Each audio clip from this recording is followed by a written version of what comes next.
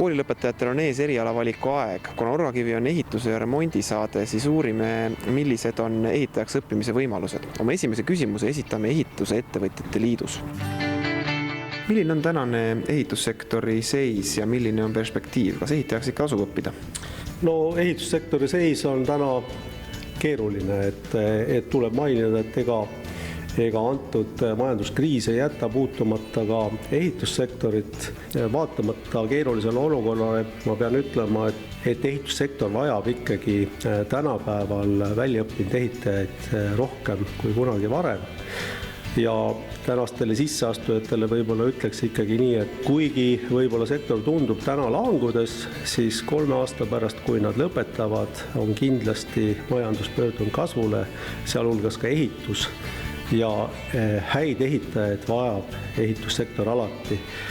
Täna võime öelda seda, et meil on endiselt väljaõppinud ehitajate osakaal alla 50% ehitusobjektidel ja see tegelikult näitab seda vakantsi suurust, kui palju on võimeline turg täna väljaõppinud ehitajaid vastu võtma. Selle positiivse noodiga astume sisse Tallinna ehituskooli ja uurime, millistele erialadele on vastuvõtt avatud.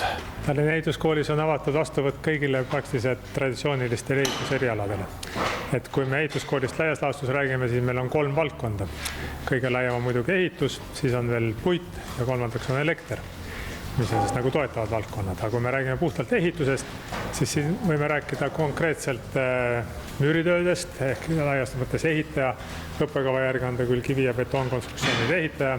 Siis on meil puitkonstruktsioonide ehitajad ehk puussepad ja loomulikult viimistlusvaldkond. Et need on nagu 3 laiemat aru. Sinna juurde tulevad veel siis keskkonnatehnika ja mõningad toetavad, nagu näiteks maastikuehitaja on meil uus eriala eelmisest aastast avatud. Spetsialistide järgi vajadus ehitusturul on kõikides nendes valdkondades, mida me pakume.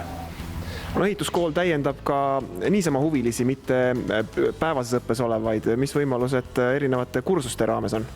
Kursustega on niimoodi, et me pakume sellist täiendusõppe kursuseid praktiliselt kõikides valdkondades, mida me ka tasemeõppes teeme.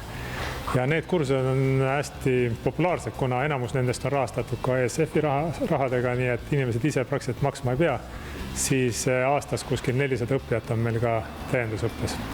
Mida ma ka siia juurde tahaks veel öelda, et kui me räägime sellest tasemeõppest, siis me ei räägi ainult noortest inimestest vanuses 15–19, vaid pooled meie õppijatest ongi täiskasvanud õppijad.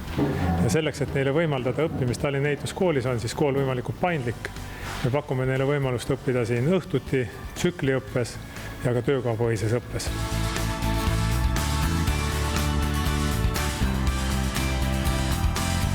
Kõige nõutum ja otsitum töötaja on siiski haritud töötaja. Ja muide, ehituskoolis on aina populaarsemaks saamas ka täiskasvanute täiendõppe, nii et igas vanuses huvilised tulge õppima.